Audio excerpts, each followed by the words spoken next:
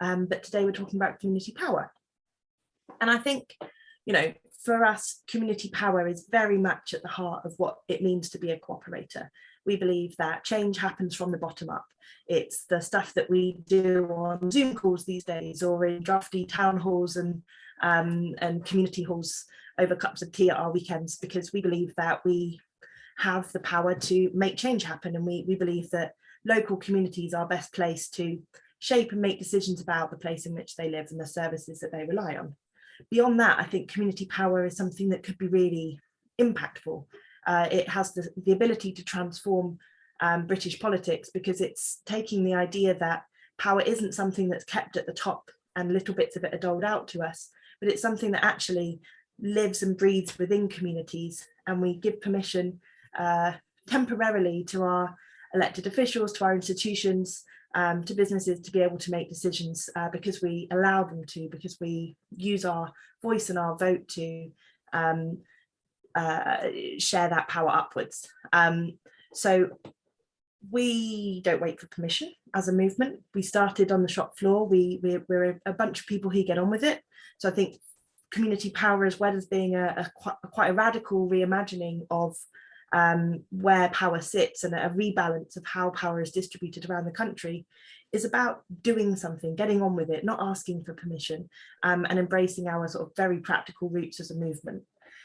Whether that is breathing new life into high streets, whether it's generating wealth in our communities, whether it's reimagining our services and delivering them differently, whether it's tackling the climate crisis in innovative ways that have impact in our local area, or whether it's, you know, literally anything you can imagine, communities are our best place to take on. The publication we put out is about sort of drawing that line in the sand about what we mean, because I think, you know, and we'll hear more from Alex later, he'll be the expert on this, but the Conservatives have a levelling up agenda. They're trying to appropriate the language of the left. They're trying to steal our ideas and try to turn them into something that suits their vision of small government and small services. And we think that that's not what community power is about. It's a much bigger thing. It's not about communities taking the place of services that have been stricken by austerity. It's about communities really doing something impactful and transformative. So we've put together some building blocks. We think that, like if you build a house and you take away its foundations, without all of these blocks in place, the concept of community power falls down. It's not empowering if you can take someone's voice away from them. It's not empowering if some people have more access to accountable structures than others. It's not empowering if we don't give communities the resources they need alongside the formal powers to make change happen. It's not empowering when we pit places against each other and make them compete for funding. So we think that you need all of these building blocks. Without one or more of them, it's not powerful, it's condescending. And we think that the potential for this vision and this agenda is huge. So I'm going to direct you to the link to have a look. I welcome your feedback, and I'm going to introduce our speakers, and then hopefully we can get into a bit of discussion about what this agenda might mean in your place. So today we are joined by Tracy Brabin, who is the fabulous Labour and Co-operative Mayor for West Yorkshire. And we are also joined by Alex Norris, MP, not dialing in from Nottingham, but from Portcullis House, who is the Shadow Minister for Levelling Up and able to really take it to town on sort of where the government's levelling up agenda falls down and what our alternative narrative needs to be. So I think I'm going to hand over to Tracy first. We're going to take all questions and hands at the end of the speakers, but once we do get to that point, I'll talk you through how to pop your hand up if you need to. Over to you, Tracy. Oh, thank you so much, Anna, and thank you so much for the invitation to speak today, and to all the members and cooperators watching along. It's a really great piece of work that you've done, and I would encourage everybody to have a read of it. It's quite wide-ranging and also international, which is always very inspiring. For those that don't know me, I was the Labour and Co-operative MP for Batley and Spen for 5 years, and now I'm so proud as a Yorkshire woman to be the first Metro Mayor of West Yorkshire, the first woman Metro Mayor in the country as well. So hugely proud of what we've achieved in the last 9 months. Also, given that this is a cooperative event, I am really proud that we have a really burgeoning cooperative scene here in West Yorkshire. 286 in total, with a combined annual turnover, and this is quite impressive, £2.6 billion, employing nearly 5,000 people, or 1 in every 200. And some of our co-ops, like Suma in Calderdale, are some of the biggest in the country. That's a wholesale foodware cooperative. And the staff that were talking to me when I met a couple of them, saying what a great company it is to work for. They're paid really well, but also they have an ownership in the business, and they have an emotional connection to the business as well that you wouldn't get in any other warehouse. In Leeds, we have 104 co-ops, the 5th highest in any city region in the country. And next week, I'm going to be visiting the Community Land Trust in Calderdale. And for those that know West Yorkshire, they're leading the way on housing, with independent living bungalows, retrofit flats above shops, and over 360,000 raised in community shares from local people. Because our Yorkshire co-ops, they really embody our Yorkshire values, whether they're consumer-owned, worker-owned, or community-owned. They embody the equality, the creativity, the drive, and the ambition of our region to just roll up our sleeves and get on and do, as Anna says, without waiting for permission. And that across all the sectors, some of our most exciting sectors: manufacturing, retail, leisure, social care, creative, digital, and so much more. They're really strong, local, embedded and ethical businesses that keep the West Yorkshire pound here in West Yorkshire. And if we're looking at community wealth building, the cooperatives are where it's at. So I'm so pleased to be here at this event celebrating community power. As you're going to hear from Alex in a moment, devolution of power is so important. As mayor, obviously I want decision making to be made closer to the places it affects. But how's about it's made by the places that it affects?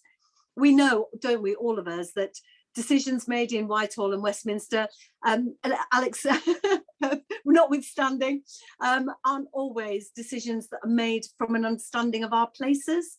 And policy just doesn't work. And that's why we have a quarter of the transport spend that London has, and also, sadly, lower life expectancy.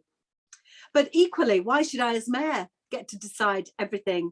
If we're going to do our own levelling up here in West Yorkshire, I absolutely need all of your help on skills, on opportunity, on inclusivity, affordable housing, and tackling the climate emergency. And the community power pamphlet from the party is a real example of the work that we could do. And one quote did stand out for me. Imagine that the government department is waiting for communities to tell them how much funding they need before they announce the funding. I mean, really, what a game changer that would be. And we just had the Levelling Up white paper with no new money apart from 22 million for brownfield land fund housing. It's the same strings attached, the same red tape, no new money, and any tiny bits of new money there is, it's the same old story. And transport for the north, after consulting with all the local communities in the north, all the leadership of the north, putting forward its preferred plan for rail in the north, knowing what we need, HS2 and Northern Powerhouse Rail, completely disregarded by government because Treasury wouldn't pay for it. So completely scrapped.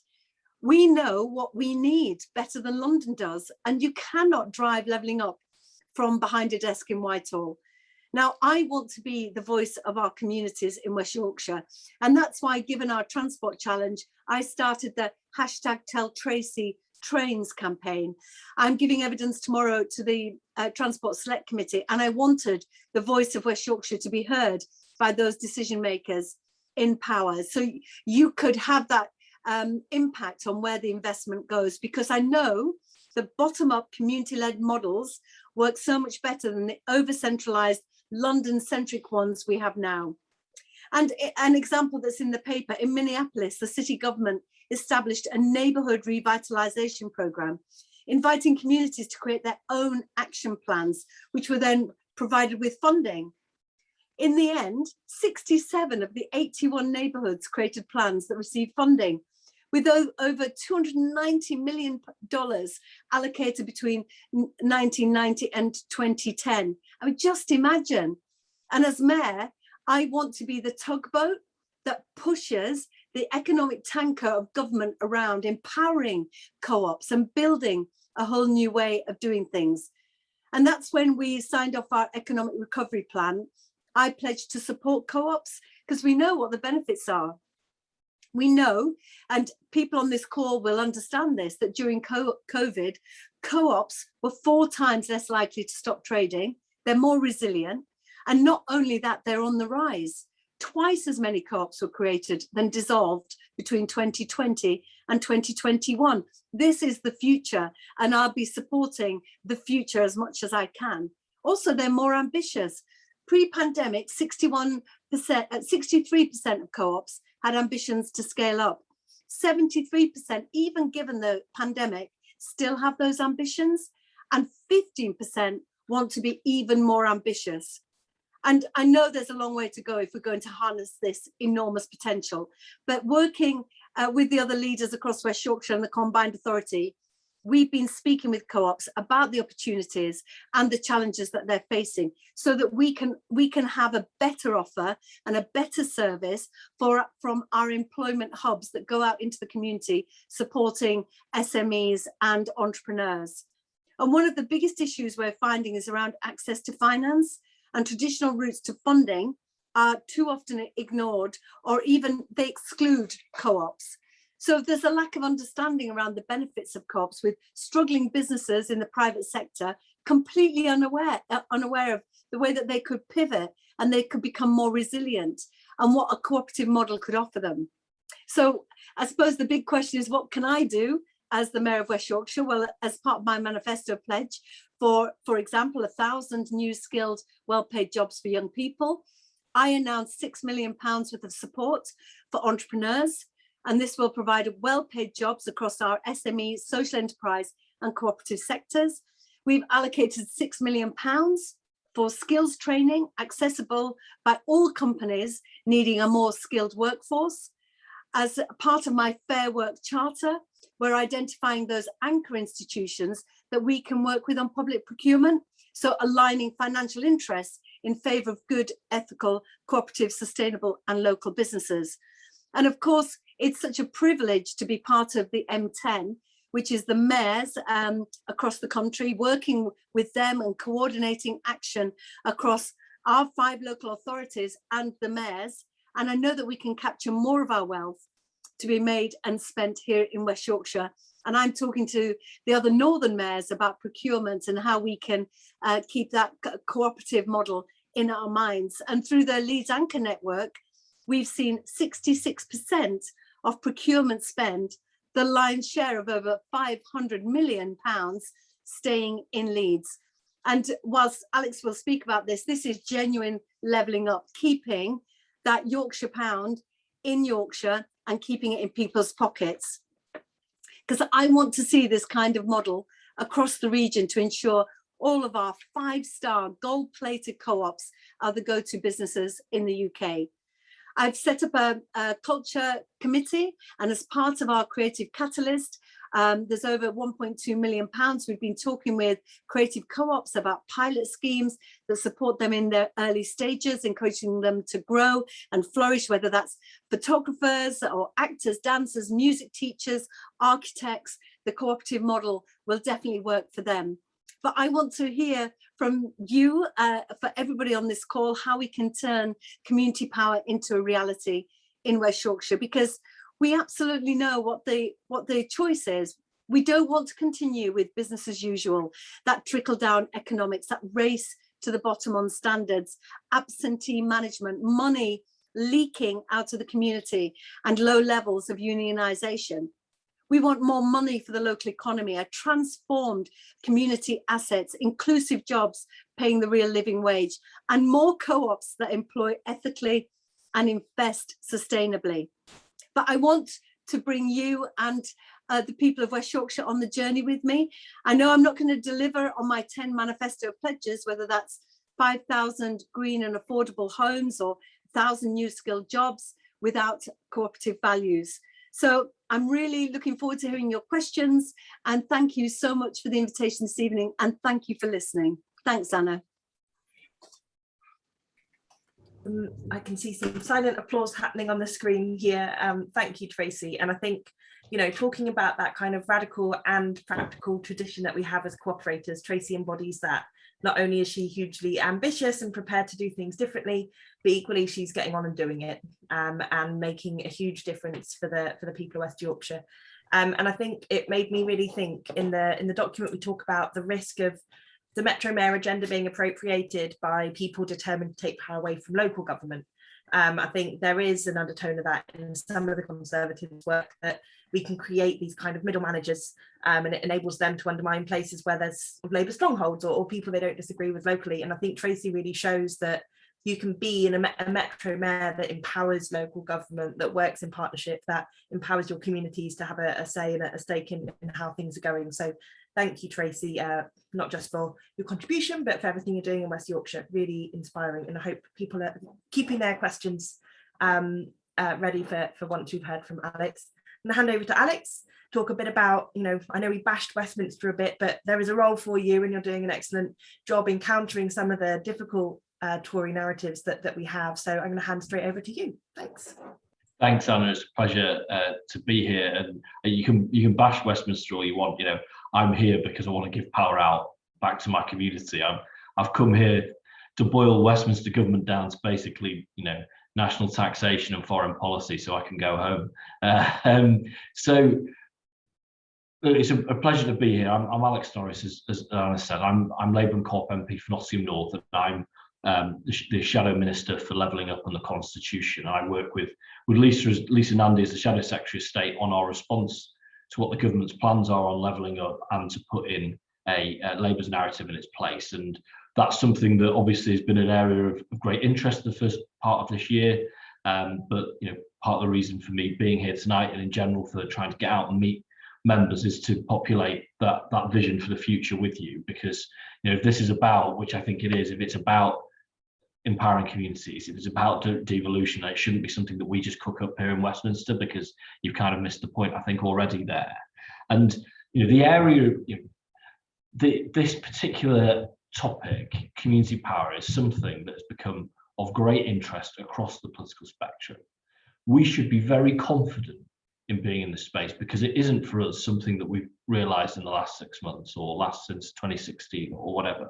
This is something that's in our DNA and we've been doing for a century. So we should be very confident. I think this document is an assertion of that confidence, and I hope, you know, members looking at it, digesting it, and then putting it out in their communities can do so with confidence of knowing that we've got a long track record in this.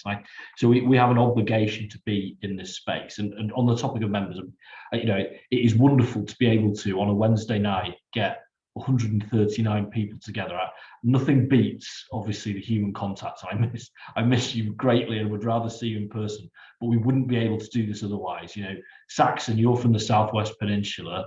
Tony, you're from Northern Ireland, and you're together today, and I'm here in Westminster. And so something wonderful in that, and we need to use that and use those tools as an organising asset. But if you take, you know, this has been, I think, safe to say, there's been a lot of action over the last few years. You know, whether you perhaps go back to the Scottish referendum, Scottish independence referendum, Brexit referendum, obviously everything we've been through with the pandemic, and now all the conversations about how to recover from the pandemic. All this, you know, the political concept around levelling up. And for me, they're all aspects of the same issue. And they all come back to the same fundamental point. And that's that people are telling us very, very loudly in many cases that they are frustrated at the lack of power and control they have over their communities and over their lives. And we, certainly I say we in the sense of where I am tonight, we have been really bad at hearing that message. And that's why you end up, you know, hands on your hips the day after referendum thinking, goodness me, why was that the result? And actually people have been telling us this for some time. And, you know, what we're talking about in terms of community power, I think, is the antidote to that, and is frankly the right thing to do. We are far too centralised as a country. You know, I desperately want to be a minister in a Labour government, because that means we've won the next general election, all those things we can do better and all those things we campaign for.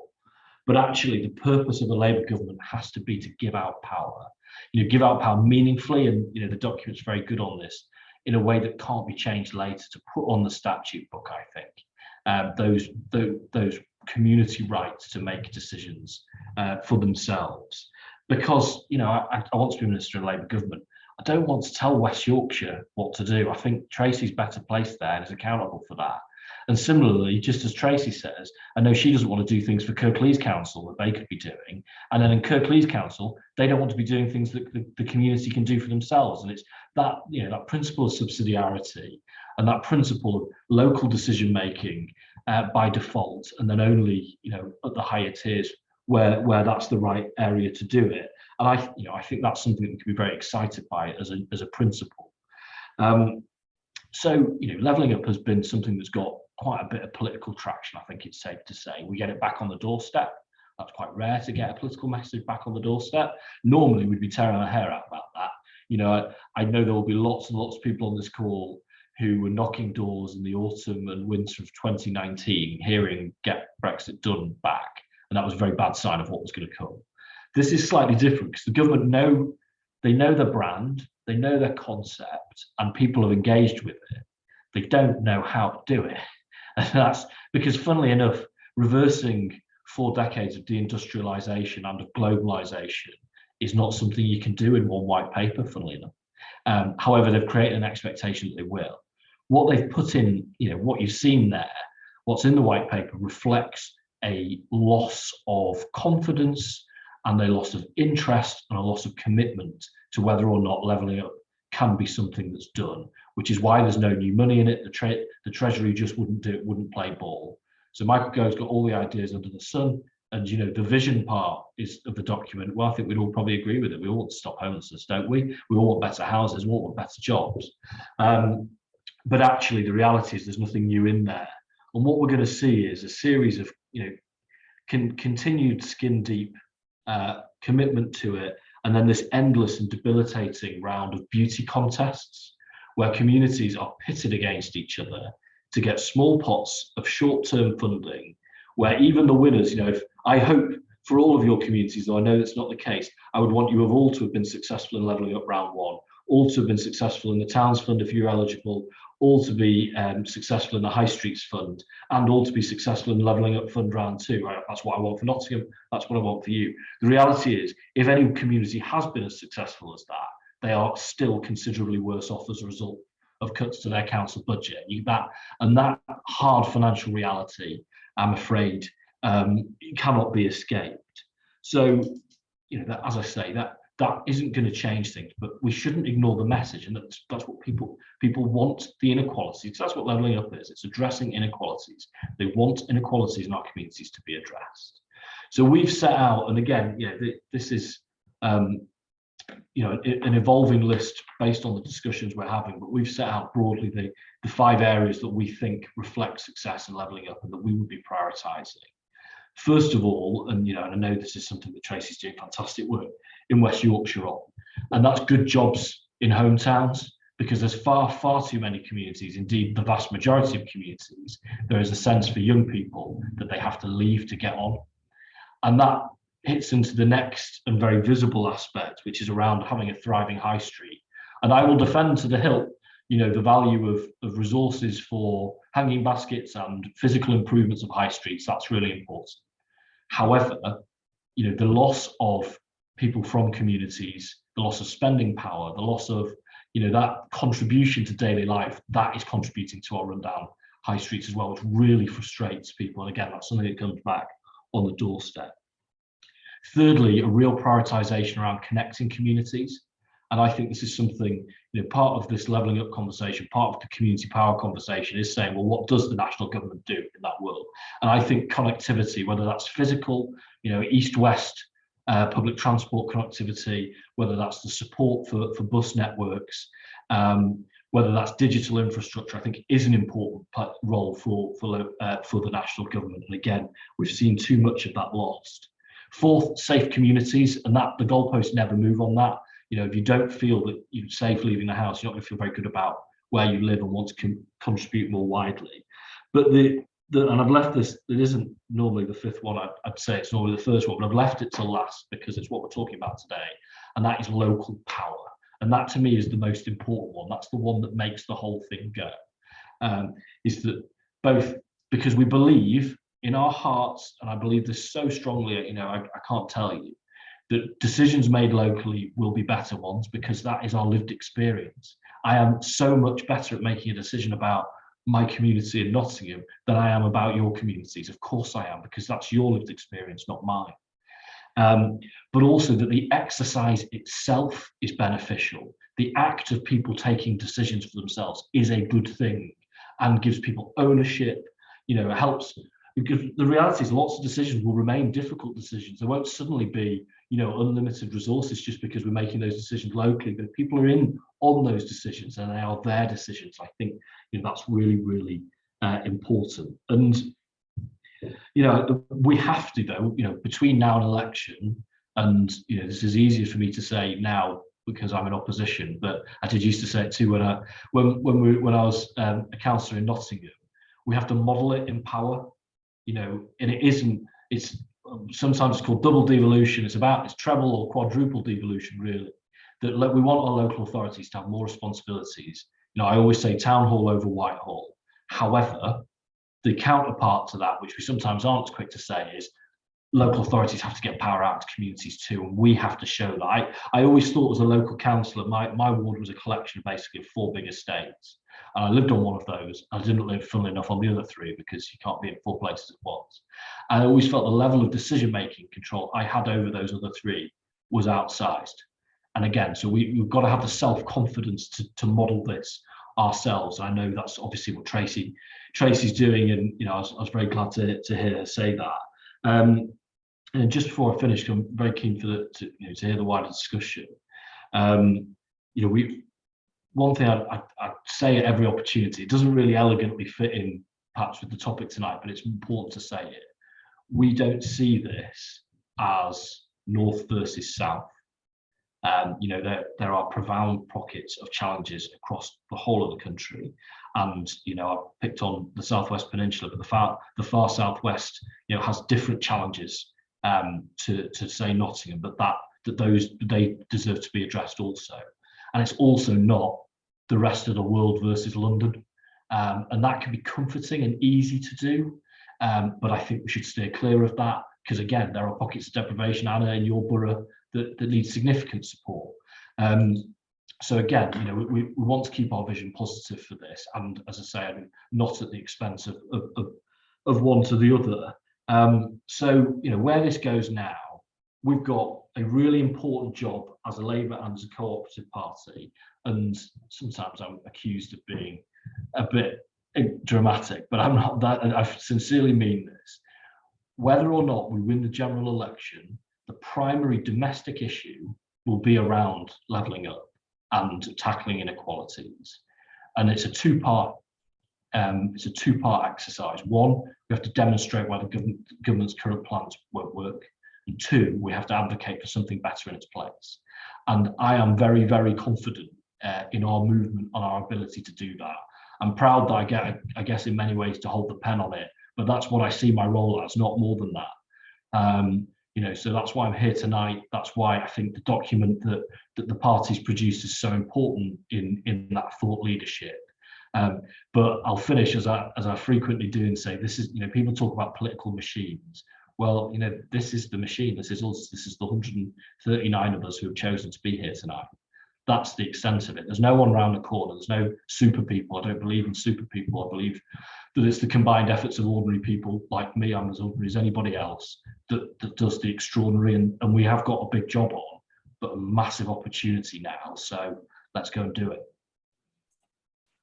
Thank you. And again, lots of quietly clapping hands around my screen. So thank you, Alex. And I would say that you can't be that ordinary if you win Parliamentary Dog of the Year as many times as you do. So, you know, modesty has its place, and this isn't necessarily it. And I think you're absolutely right that the change makers are the people here on this call. And as cooperators, you're all already involved in this agenda, and you know it better than any of us. So I think what I've really reflected on, because what I failed to sort of mention in the introduction, is that power isn't just about political institutions. Alex has done a really good job at talking about how those political institutions need to change and how we devolve power. But, you know, where Tracy talked about growing the co-op sector, that's about ownership. It's about economic power. It's about having a say in the shops you shop in and the businesses you work in. So I think sort of combining those two together can be transformative. You've all jumped ahead of me. I was going to say pop your hands up if you would like to ask questions, and loads of you have done. So I'm going to call you in sort of threes, if that sounds all right. So I will, and then we'll come back to Alex and Tracy as appropriate. And then I'll bring the next lot in. Just checking, Jen, you had your hand up at the start, and I wanted to check if you did want to ask a question. I don't want to miss you off. Now we're at the right point. Oh, you're muted again, sorry.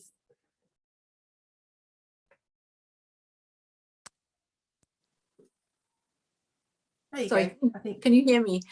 Sorry, my hand kept raising itself. It wasn't me, honest. Oh, that's fine. I just didn't want to leave you out. You were No. keenest in theory, Thank you so very you much got for first that. dibs, and I wanted you to know I'd spotted you. All right, so I'm going to bring in Saxon, who got very name checked. Alex has done an excellent job of demonstrating his knowledge of the party structure and its members. And then Sean, and then Duncan, if that sounds all right. So over to you, Saxon. I've asked you to unmute. Thank you very much.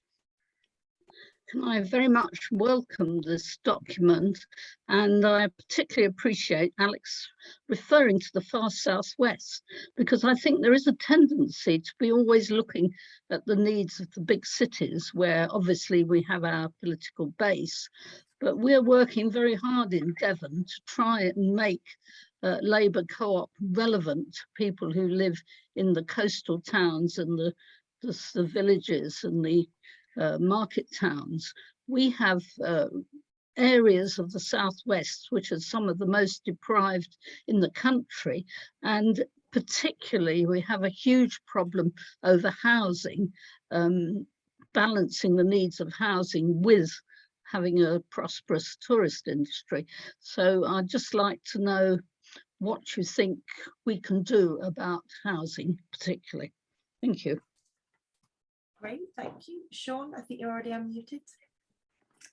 Hi, thanks. I'm Sean Woodcock. I'm a district councillor in Cherwell, and I represent an area called Banbury Ruscott, which is one of the most deprived areas in the southeast. So I'm very grateful to Alex for acknowledging that it's not just in the north that there are areas of pockets of deprivation. In fact, the life expectancy of someone in the ward that I represent is 7 years lower than in a village only 6 miles away. So that should give an indication as to the scale of the problem.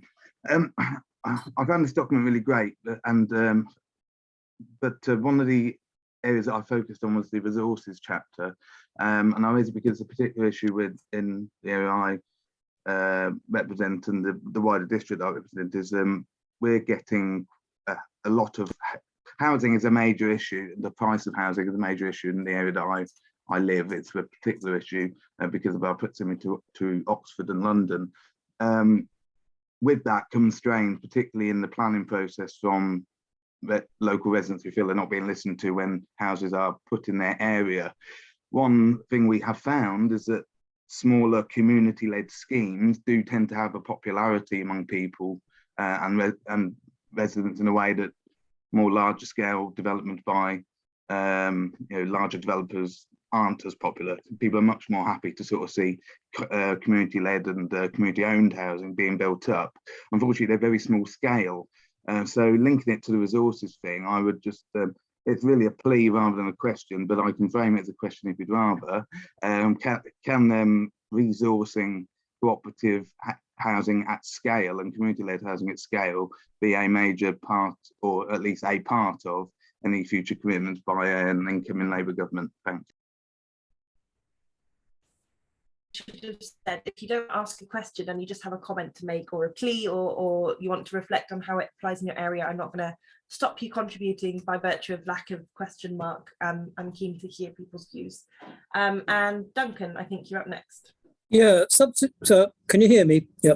Subsidiarity states that no community can be dictated to if it has the resources to act on an issue. If, however, a local community lacks the resources to be able to provide for basic need, then on the grounds of solidarity, a government can intervene. Now, by starving the community of funds, the Conservative government has done nothing but insist upon its own solidarity and has disempowered subsidiarity.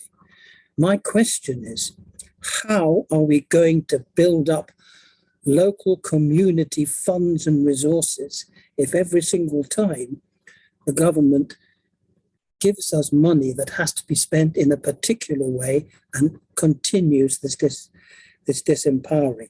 And my question is really to everyone who has spoken so far. Make sure I unmute. Right, so some small ones. How do we fix housing? So nothing too major to tackle. And as part of that, how do we make sure that we are committing to community leadership as part of our solution to the housing crisis, not just a fringe solution, but a mainstream part of our response? Thinking about also that nice link that Duncan made between subsidiarity, resources, and sort of the basic needs of communities, and how I think the heart of the question is, if the government's going to ring fence every bit of funding, it removes all agency from communities to make decisions about it, because they can only spend X on streetlights and they can only spend Y on parks, and it doesn't allow them to tackle the problems that they've actually identified and want to deal with in their neighbourhoods. So, Tracy, you're nodding, so I'm afraid I'm going to pick on you first. No, that's okay. Don't feel like you have to answer everything, but if you could touch on a couple of those areas, that would be great. Sure, and I certainly really reflect on what you were saying about it isn't north and south, and that poverty, sadly, is everywhere, and there's too much of it. And every community will have its own challenges, but there's certainly in the coastal areas of the country, whether that's Morecambe or Whitby or the southwest, you know, those challenges are really, really big, and particularly in beautiful locations with those second homeowners pushing up house prices. Now, for me in West Yorkshire, my target for 5,000 affordable and sustainable homes, I grew up in social housing. It is really important for me that we tackle the housing waiting list, but also give people the opportunities I had of a safe, secure home that you can just then flourish. That is the epitome of levelling up, that you've got a place where you can fulfill your potential because you're not being turfed out every 6 months with black bin bags to another property that's overpriced by a greedy landlord. So that was really important. Now 5,000 is going to be tough to reach, given that the house building it's the same number of homes being built as a decade ago. I would have thought with modular housing we would be building more at greater speed, but obviously COVID has had an impact as well. But we've been able to do something that's quite unique in the country. We have brought together all the housing associations under a West Yorkshire housing partnership, and together they are helping me deliver on that 5,000 affordable sustainable homes. And part of that is the cooperative offer as well. Now, I'm also keen on self-building. It's obviously quite niche, but we've a couple of great organisations.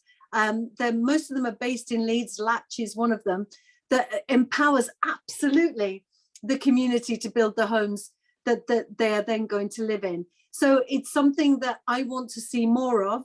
I want to develop those cooperative housing associations where everybody has skin in the game and a stake in what they can achieve. I think Homes England are more open to conversations now about not just massive housing developments, but more infill, more community place-based housing. And I think that is an opportunity for cooperative housing organisations. So if you are in that space, I would encourage you to if you have a mayor, or if you, if you want to make that pitch to Homes England, now is a good opportunity, I would suggest.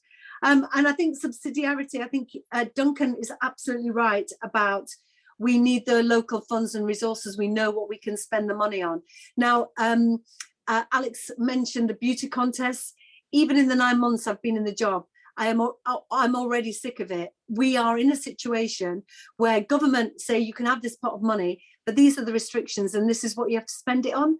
And you bid, and we spend a lot of our resources and capacity on developing a bid, and then you might not get through. You might not get that money, and you're bidding with your neighbour, against your neighbour who has the same sorts of challenges. So I'm saying to government, part of levelling up must be about having faith in our decision making. We know our communities. Give us the money for a particular area of development, but then don't make us bid for it, or to have to come back and do another business case where you can start to nibble away at our plans, because you think you know better than us. Around transport, for example, those bus stations, we want beautiful bus stations, potentially being told, well, you can't have that green roof, or you can't have solar panels, or, actually changing our bid. So the way that we've got round it is with our gain share, which is the money you get from the mayoral deal, 38 million in our case for 10 years. We are top slicing that. So, and sharing it with our local authorities so that they can build up capacity to have those projects that are ready to go when government announce a new scheme, so that they don't have to then pivot. People who are already trying to deliver another scheme, develop a new scheme to pitch in for the beauty contest, so that we have those good quality schemes on the shelf ready to go, and that pipeline of developed ideas.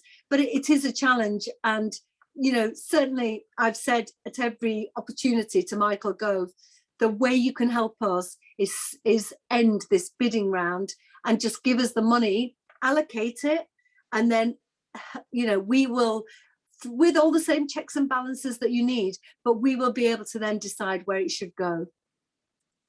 Thank you, Anna. No, thank you. And Alex, I don't know if you wanted to jump in on sort of housing, subsidiarity, co-op housing.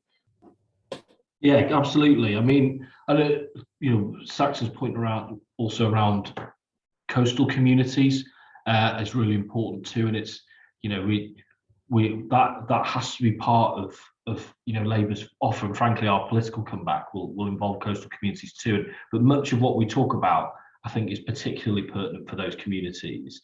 I mean, on housing, we already want lots more houses. Okay, what we lose in that is that what we need is the mix of tenures as well. And we should be really unapologetic about the value of social housing for all the reasons that Tracy says. We absolutely should lean into modular. That not only does that provide the kind of the new cutting edge way to do things energy wise, as part of our net zero, it's going to be a massive contributor, and jobs wise, it's brilliant manufacturing jobs, and again that are likely to be well distributed around the country, because that's the most effective way to do it. So again, that I think has got a really big place in it. Part of the you're not going to be able to remove completely local dissatisfaction at house building. You can understand that, to address Sean's point. However, if you at a basic principle, firstly, and again, and this touches on what Tracy says, if you develop brownfield sites, well, for a start, that is less difficult to explain to people. I've got 2 really big vacant sites in my constituency that have been that way for 2 decades now, and people hate it. They're overgrown, kids get on them, the whole thing looks like it's just rubbish.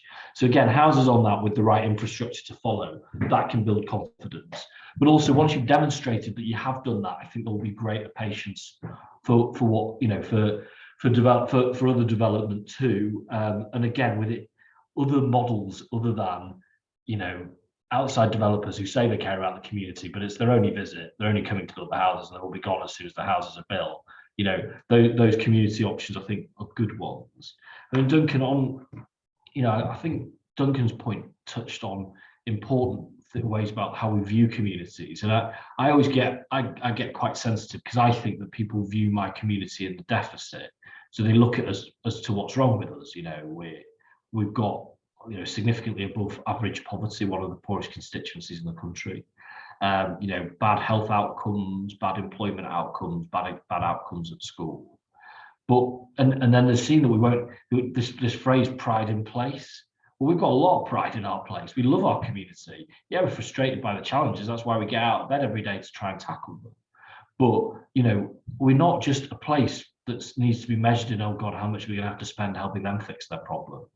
And that's the whole point of community power, is rebasing communities on a solid footing of having control over their lives, rather than having big institutions throw money or whatever at it from time to time. And yeah, I mean, on the point on the ring fence, you know, I've never been, whether it's hypothecated taxation for a specific purpose, or whether it's government projects that are ring fenced for government investment that's ring fenced for a certain purpose, I'm not a very big fan of that, because, you know, for a start, you'd never, why do you not rely on charity to fund public services? Well, you wouldn't fund unpopular things, even though they're really important. So similarly, you know, my whole point is, I think this decision should be made locally, and every decision comes with an opportunity cost. You choose to prioritize one issue, you can't choose to prioritize a different one. So, you know, those are difficult decisions for local decision makers to make, but I think that should always be a local one.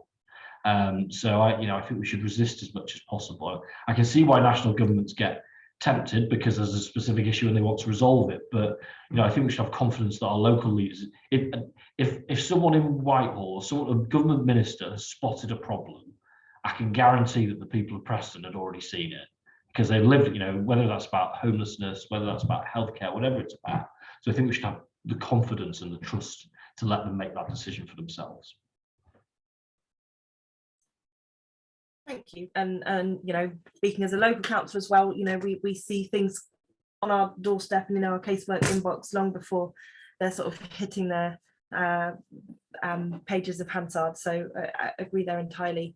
And I meant to say, after Tracy's contribution about some really exciting housing projects in Yorkshire, that there is some great cooperation happening in West Yorkshire. One that I took a lot of inspiration from was Lilac, outside Leeds, which is self-build, sort of cooperatively run. So anyone who's interested in sort of housing solutions and Yorkshire, it's a Venn diagram with a large area of overlap, and I'm happy to send you some bits over. I'm going to take a couple of bits that have been sent in the chat. David Breed says, can the Co-op Party back mayors across the country so we can build on the energy of Tracy in her area? I think the short answer of that is yes. Tracy's not our only mayor, even if she's the favourite, obviously, because she's the one here today, but we've got brilliant mayors across the country, and I'm sure we'll continue to back candidates in metro mayoral elections. David and Jill say, where do Tracy and Alex feel levelling up includes older women and men, perhaps born around the 1950s, but who have to return to work in their 60s? So that piece around, I think, age equality and around people sort of with one expectation having to return to the workplace. John Mercer has a top tip. We level up by removing the Tory government and voting Labour and Co-op, which I agree with wholeheartedly. So a few there, and then just some interesting comments on coastal communities happening as well. You know, issues around housing affordability, things like Airbnb and tourism, and the interplay between local housing need and tourist housing need. I'm going to bring in Paul, Jane and Jonathan, and then I think that might be the time we've got, because I know Alex has got to vote at 7. So Paul, if I could ask you to unmute. Brilliant. Hi, I'm Paul White. I work with social enterprise and not-for-profit sector in Devon. So I'm going to work with Saxon here and champion Devon a little bit, but just I think a little bit of a context in the scene set, because I think you know, community power is evident, and some of the work that we've been doing in Devon is trying to quantify that. So across Devon, including Plymouth and Torbay, 6,000 not-for-profits operating essentially in delivering community services. When we look at what they do, a lot of it is in the early intervention and prevention space in reality, although some of it's commissioned service from local authorities as well. But of those 6,000 organisations, the equivalent economic activity in Devon is about £1 billion a year. So it's a phenomenal sector, and in an engagement perspective, 70,000 people, 32,000 employed and 42,000 on a voluntary basis, according to the registered information. So that's a snapshot of Devon, which is actually represented across the entire country. So we have, I mean, I think the pandemic's reminded us, but what that demonstrates is that we do live in a benevolent society, that people care, and they care in droves, and they are working tirelessly to improve their lot, if you like, within their communities, within their family units, and for themselves individually. So one of the things I'd like to try to move to, and this is what I'm trying to drive, if you like, in Devon, is that placemaking focus. So recognizing housing and employment and education and lots of different things are problems within a place.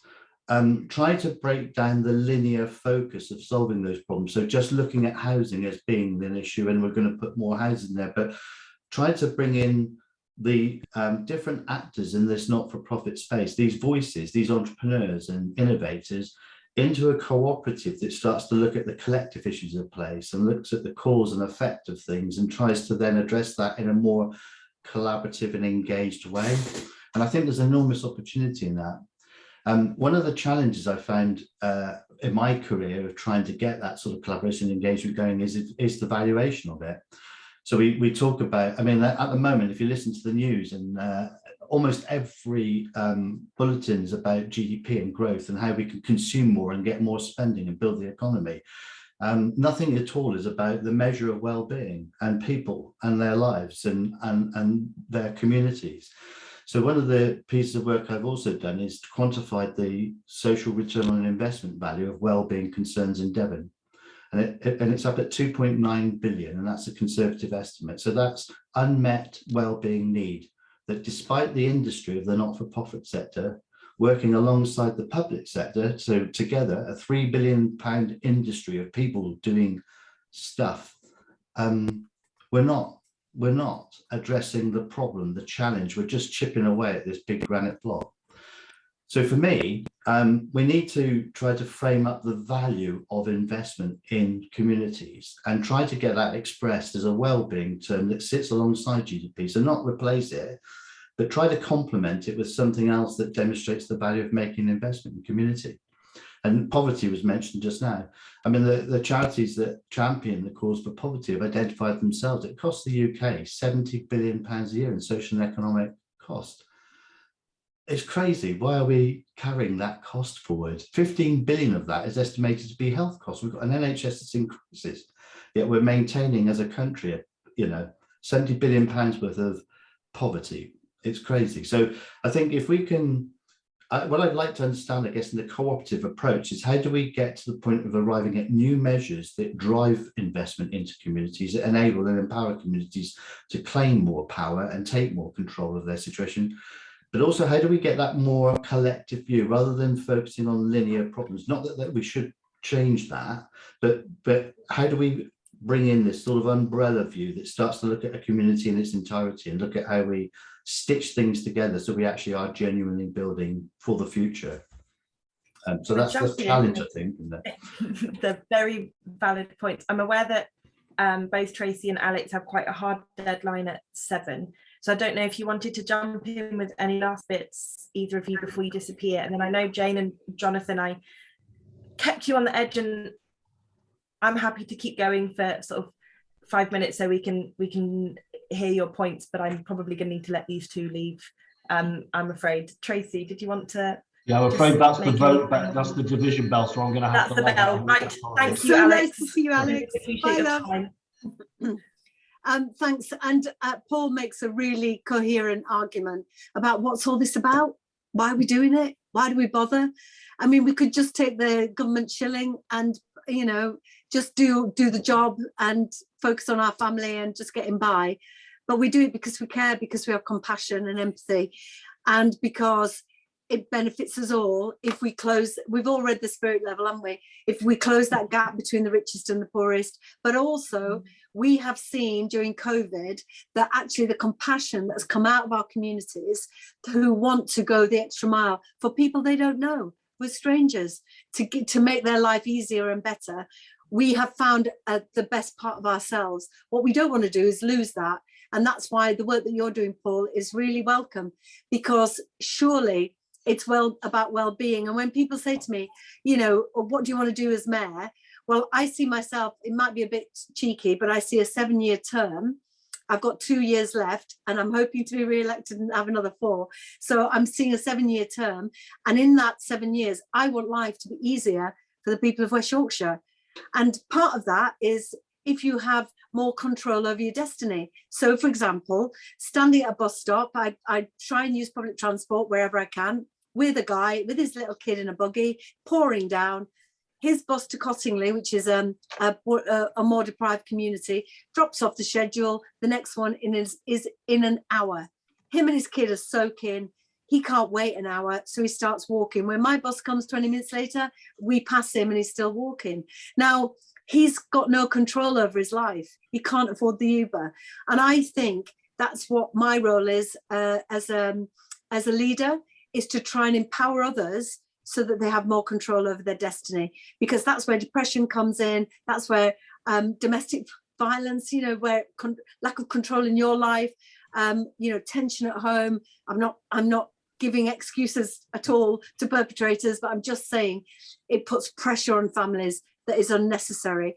And I'm really pleased to hear, Paul, about the early intervention work, because I'm also have responsibilities as Police and Crime Commissioner, only one of 2 mayors in the country that have that Venn diagram, that public health approach. A lot of our money is going on early intervention, upstream work that's really important. And there is a space for cooperatives in that early intervention. So huge apologies that I have to go, but I have to prepare for the, I'm giving evidence to the Transport Select Committee and they're coming to Leeds. So I've got to be on point tomorrow, so I've got to do my prep. But I'm always so excited and uplifted to be on co-op events, because I feel your passion and your energy for change. And anybody that lives in West Yorkshire, please do get in touch with me.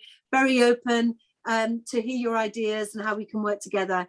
And thank you again, Anna, for all the academic work that you've done and the leadership that you've shown whilst you've been working with the co-op. So thank you.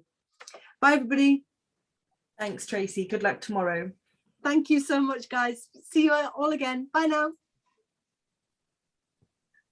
So I appreciate I'm not as star-studded as Alex or Tracy, but Jane and Jonathan, if you've got a minute, I would love to hear your contributions, and I'm sure that there are others who would be interested to jump in. And then I think we'll call it a close, but as Tracy says, our cooperative MPs, mayors, councillors, always really keen to hear from members. So very happy to receive comments and views by email and pass them on too. So Jane, over to you.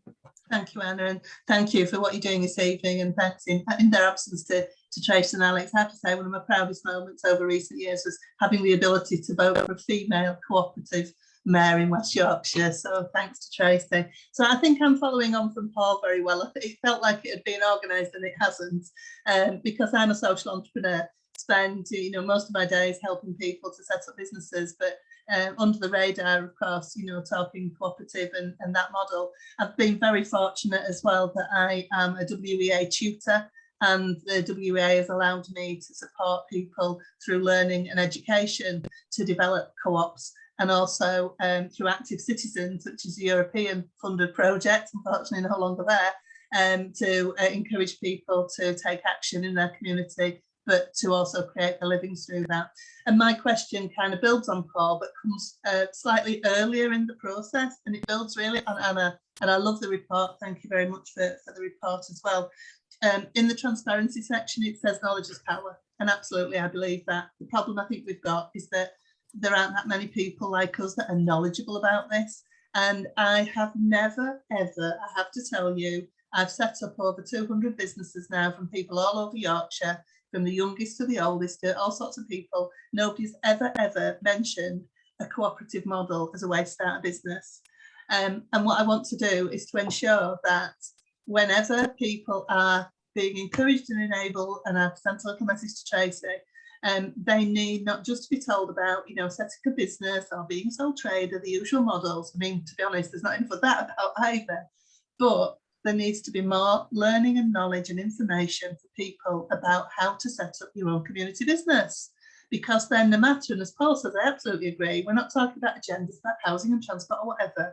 What we're talking about is something that the chief executive of the Eden Project said at the turn of the millennium, the future should be that every business is a social enterprise, and that would make a huge difference.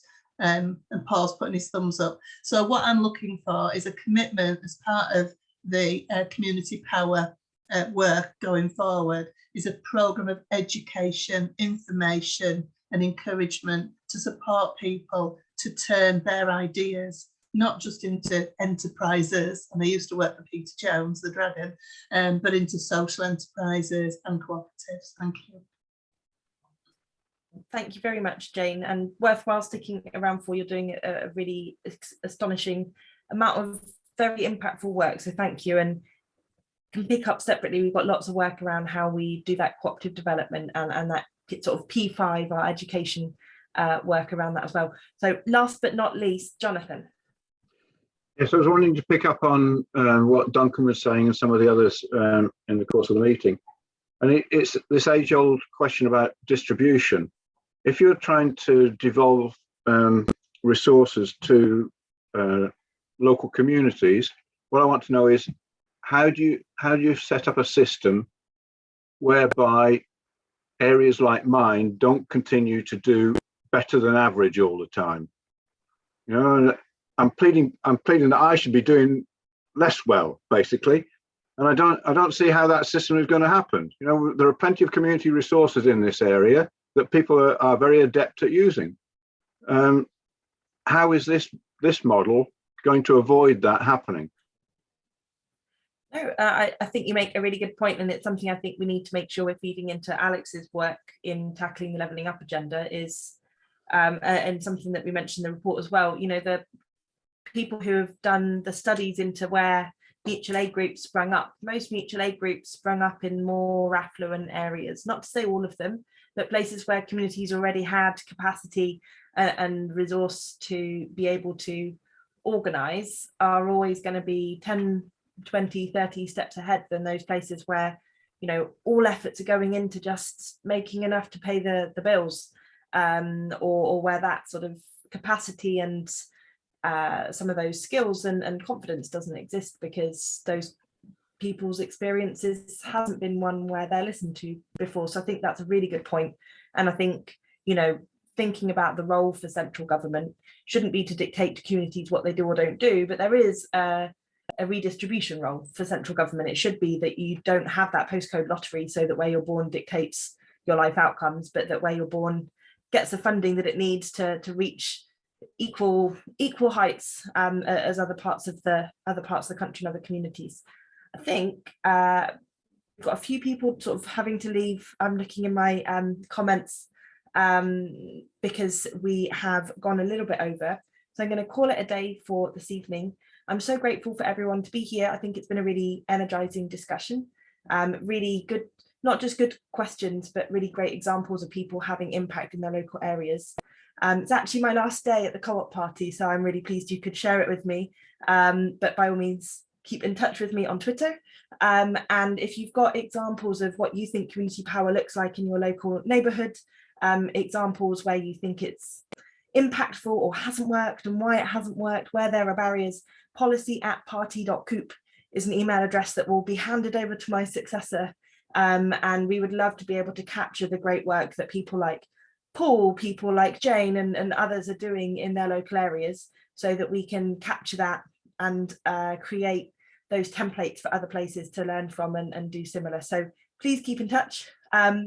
I hope to hear from all of you soon, and I'll be joining the next Zoom calls like this, not as host, but as audience with the rest of you.